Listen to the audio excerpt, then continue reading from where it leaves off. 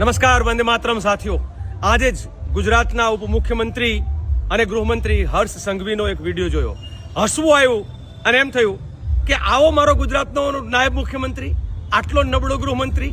કારણ કે એમણે જે કહ્યું એ કહે છે કે હું ગૃહમંત્રી બન્યા પછી છેલ્લા થોડા મહિનામાં જ 1459 કરોડ રૂપિયાનું ડ્રગ્સ ઝડપ્યું અને 397 ડ્રગ માફિયાને એ ગુજરાતમાં જે છે એને પકડી લીધા.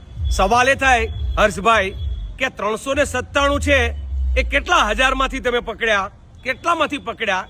અને 397 પકડાઈ ગયા તોય યુનિવર્સિટીની આજુબાજુ, અલગ અલગ જગ્યાએ, કોલેજોની આજુબાજુ, અલગ અલગ શેરીઓમાં, ગલીઓમાં ચોરે ને ચૌટે ડ્રગ્સ મળે છે ક્યાંથી? બીજો સવાલ, તમે કહ્યું કે 1469 કરોડ રૂપિયાનું કે 1459 કરોડ રૂપિયાનું ડ્રગ્સ ઝડપાયું. સવાલ એ થાય કે આ ડ્રગ માફિયાઓ, તમે બી જાણો છો, અમે બી જાણીએ છીએ કે જો 100% માલ પકડાઈ જાય તો ધંધો બંધ થઈ જાય. 100% માલ પકડાતો નથી. અગાઉ 16,000 કરોડનું ડ્રગ્સ પકડાણું હતું, તેમ છતાંય આ ધંધો તો ચાલુ જ છે. એટલે તમારે, અને પાછા તમે ફાંકા ફોજદારી કરીને એવું પૂછો છો કે કોંગ્રેસના મેમ્બરોને પૂછજો, કોંગ્રેસના આગેવાનોને પૂછજો. અલા, શરમ નથી આવતી તમને?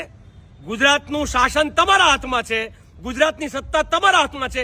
30 વર્ષથી તમે આ ગુજરાતને કઈ દિશામાં લઈ ગયા? દારૂ, ડ્રગ્સ, જુગાર, બેરોજગારી, મોંઘવારી. ગુજરાતને ખતમ કરવા બેઠા છો અને સવાલ કોંગ્રેસના આગેવાનોને પૂછવાની વાત કરો છો. શરમ આવવી જોઈએ. હું નેતા તરીકે હોઉં તો હું મારી જવાબદારી સ્વીકારું. હું વિપક્ષને સવાલ ના પૂછું, તમને સવાલ પૂછું છું કે આ ડ્રગ્સ અને દારૂમાંથી હપ્તા કોણ લે છે? આજે હું અહીંયા બેચરાજીના ધામમાં છું.